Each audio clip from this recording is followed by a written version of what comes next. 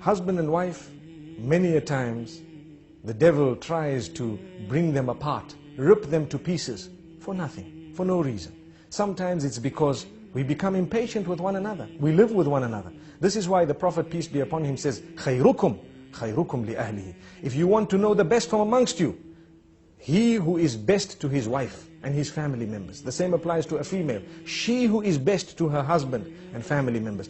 If your husband or your wife or your family members can bear witness that you are a very good person, then indeed you are good, because you live with them 24/7. What's the point of your neighbors and your workmates and others thinking, wow, what a gorgeous man, what a lovely person he is?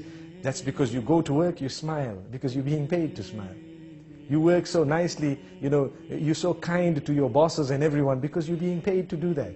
Some wives wouldn't mind paying their husbands to see that smile, because we don't smile sometimes. We come into the home, we throw everything onto one side, we sit in front of the television with our newspapers, and we're being spoken to, and we're just saying, yes, yes, until they might even ask us, are you a fool? And you say, yes. This is the type of behavior we have sometimes. We don't even know what they're saying. Yet, someone phones you from work, full concentration on the phone call. What is this? Is this not a double standard relation?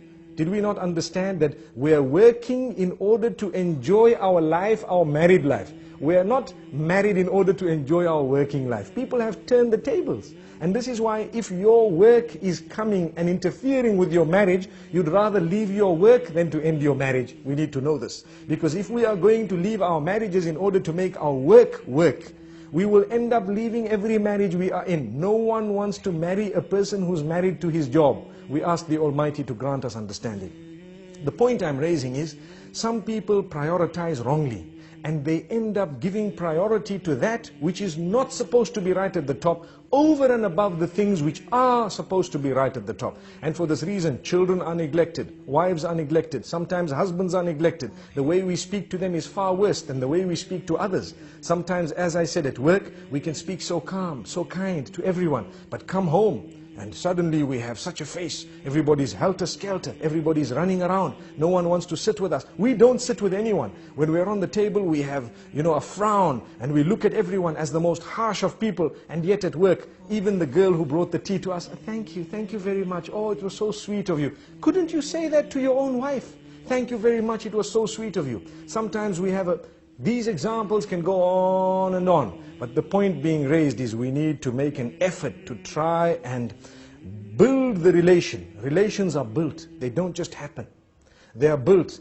And it's like a little plant. You have the seed. The more you water it, the better it will grow. Sometimes you add a little bit of fertilizer and you find it will grow better. The fruit from it will become or will be of a far more superior quality. So you need to know, in the same way you're ready to put fertilizer there, sometimes a little rose can do a lot of positive, within the home.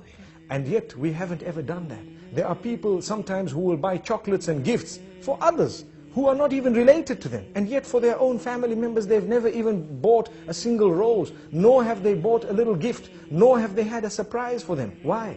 This is when you have the relation breaking, especially today, in the age of television, in the age of the internet, where people are watching others live, sometimes even on the box, and they see how, happy others might be. They tend wrongly to compare. It is wrong to compare.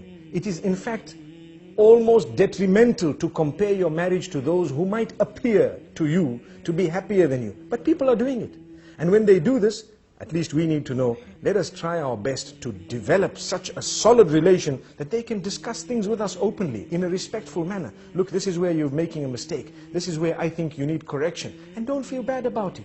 Take it. Some men think that we don't want to be corrected, and the same applies to some females. And this is husband and wife. We are supposed to be the closest, and yet we can't even communicate.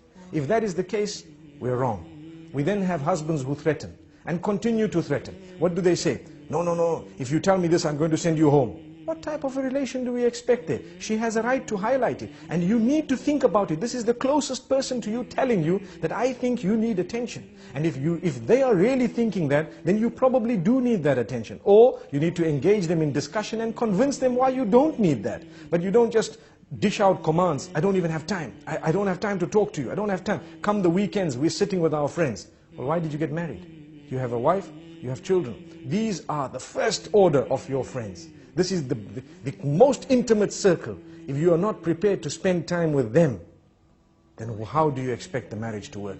I think we've said quite a bit for today, and this is all food for thought. Obviously, whatever we've said applies to me firstly and then everyone else, and the idea is to conscientize one and all about this beautiful relation between husband and wife. This is only a tip of the iceberg. May we have another opportunity sometime to go a little bit further. Until then, Assalamu alaikum wa rahmatullahi wa barakatuh.